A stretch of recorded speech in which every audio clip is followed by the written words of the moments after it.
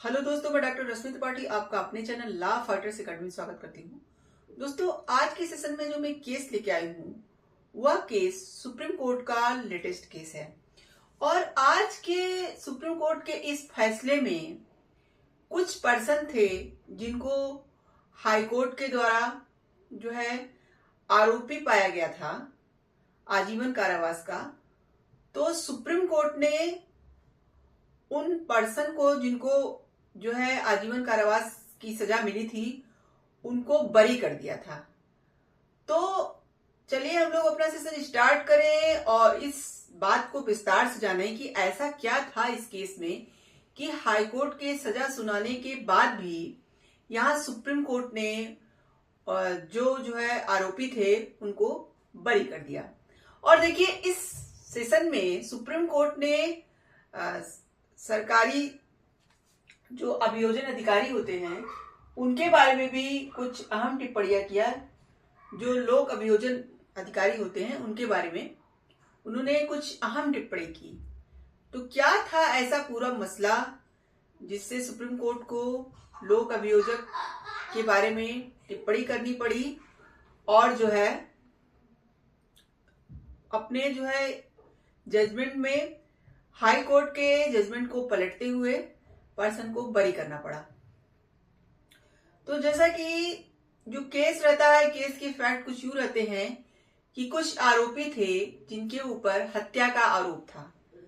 तो हत्या के आरोप में यहाँ पे मामला था कि ट्रायल कोर्ट ने तो वो जो लोग फंसे थे हत्या के आरोप में उनको बरी कर दिया था। लेकिन जब उन्होंने अपने लिए पुनरीक्षण की याचिका डाली थी हाई कोर्ट में, तो हाई कोर्ट ने क्या किया कि वो जो पर्सन थे उनको आजीवन कारावास दे दिया था। तब देखिए वह लोग अपना केस लेकर सुप्रीम कोर्ट जाते हैं।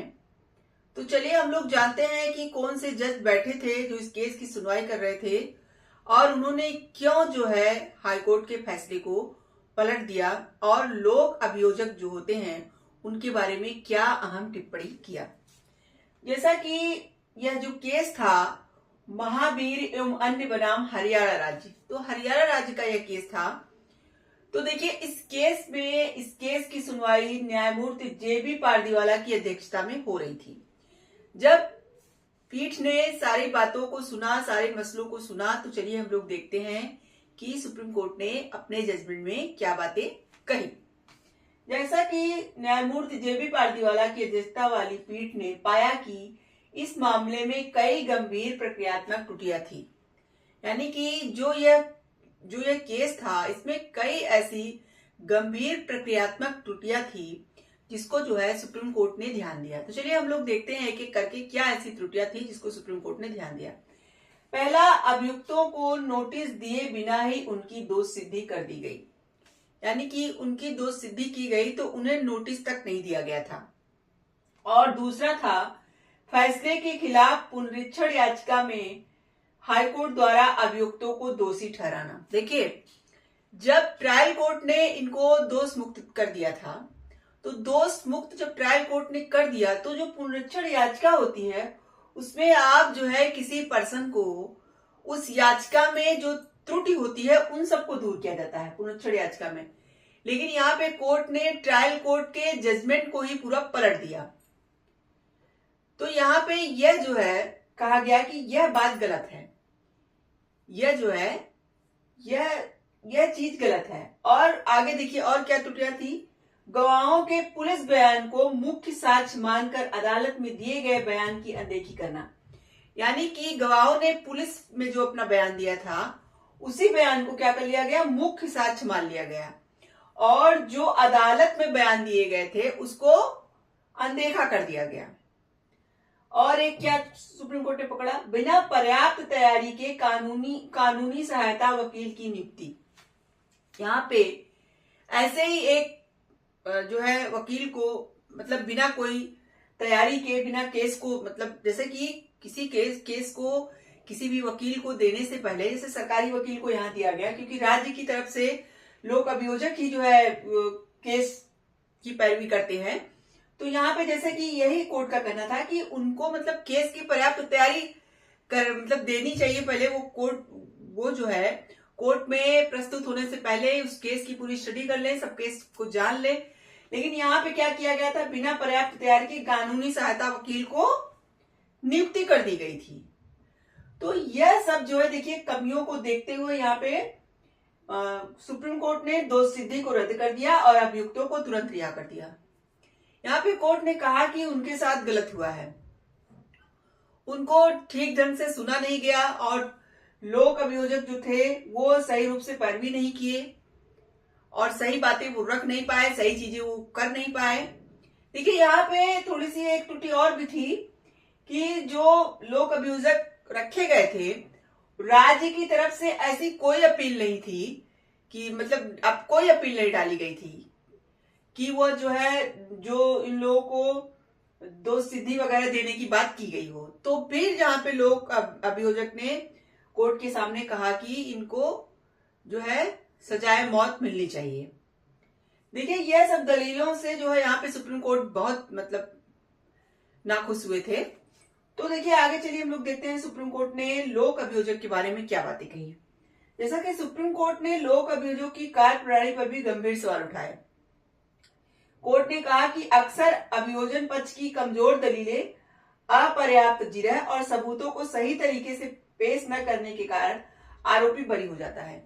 यहाँ पे देखिए इस केस में भी तो क्या हुआ था कि अगर लोक अभियोजक ने जो त्रुटि हाईकोर्ट से हुई थी कि हाईकोर्ट ने इस बात को ध्यान नहीं दिया और पुनरीक्षण याचिका में जो है केस को ही पूरा पलट दिया था, तो यहाँ पे सरकारी वकील को यह बात भी बोलनी चाहिए थी, लेकिन वहां पे उन्होंने नहीं ये बातें बोली और बिना राज्य के अपील के ही उन्होंने कोर्ट से यह बात की अपील की कि इस पर्सन को जो है सजाए मौत दी जानी चाहिए।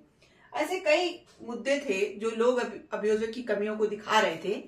तो यहाँ पे सुप्रीम कोर्ट ने वही सब बातें कही कि लोक अभियोजक को रखा जाता है कि न्याय दिलाने के लिए, हमेशा दोष सिद्धि के लिए नहीं।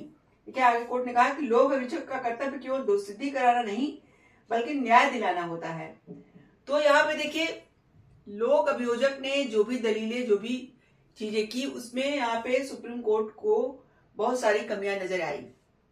इसीलिए उन्होंने कहा कि लोक अभियोजन की नियुक्ति जब की जाए तो वह जो है उनके जो है योग्यता को परख के ही उन्हें रखा जाए, उन्हें यूं ही भाई भतीजावाद के कारण न रख लिया जाए कि वह यह न्याय का क्षेत्र है, इसमें ऐसे ही आ जाएं और ऐसी ही गलतियां करें और जो लोग मासूम हैं, जो लोग मतलब सजा के पात्र नहीं है, उनको भी सजा दिला दी जाए। तो यही सब बातें जहां पे सुप्रीम कोर्ट ने कही और अपने जजमेंट को सुनाया और यहाँ पे गलत सजा के लिए मुआवजा देने की बात भी कही। जैसा कि वो जो अभियुक्त लोग थे, तीन लोग को मतलब आरोपी बनाया गया था। तो यहाँ पे तीन लोग जो थे उन 3 महीने से क्या कर रहे थे, सजा काट रहे थे। तो कोर्ट ने यही कहा कि वो 3 महीने से जेल में बंद थे और उनका दोष कुछ नहीं था। तो यहाँ पे उनको ऐसे पर्सन को अगर आप जबरदस्ती जो है बंद करते हो तो आपको मुआवजा देना पड़ेगा जेल में बंद। तो इसीलिए 5-5 लाख की मुआवजे की राशि तीनों लोगों को कोर्ट ने यहाँ पे दिलवाई। तो ये था सुप्रीम कोर्ट का पूरा जजमेंट। देखिए आज के जजमेंट से हम लोगों ने क्या समझा। आज के जजमेंट में हम लोगों ने यह देखा कि सुप्रीम कोर्ट ने जो प्रक्रियात्मक त्रुटियां पाई उसके आधार पे जिन पर्सन को हाई कोर्ट ने जो है आजीवन कारावास की सजा सुनाई थी उन्हें दोष मुक्त कर दिया, उन्हें एकदम से रिहा कर दिया। और इसके लिए कि वो लोग जो है बेमतलब के फंसाए गए थे और जेल में थे तो उनको मुआवजा भी दिलवाया। तो आशा करते हैं कि आज का केस आपको पसंद आया होगा। आप मेरे चैनल को लाइक कीजिए, सब्सक्राइब कीजिए, शेयर कीजिए, बेल आइकन को दबाइए जिससे ऐसे नए नए केसों जानकारी में आपको अवगत कराती रहूं। तो थैंक यू वेरी मच।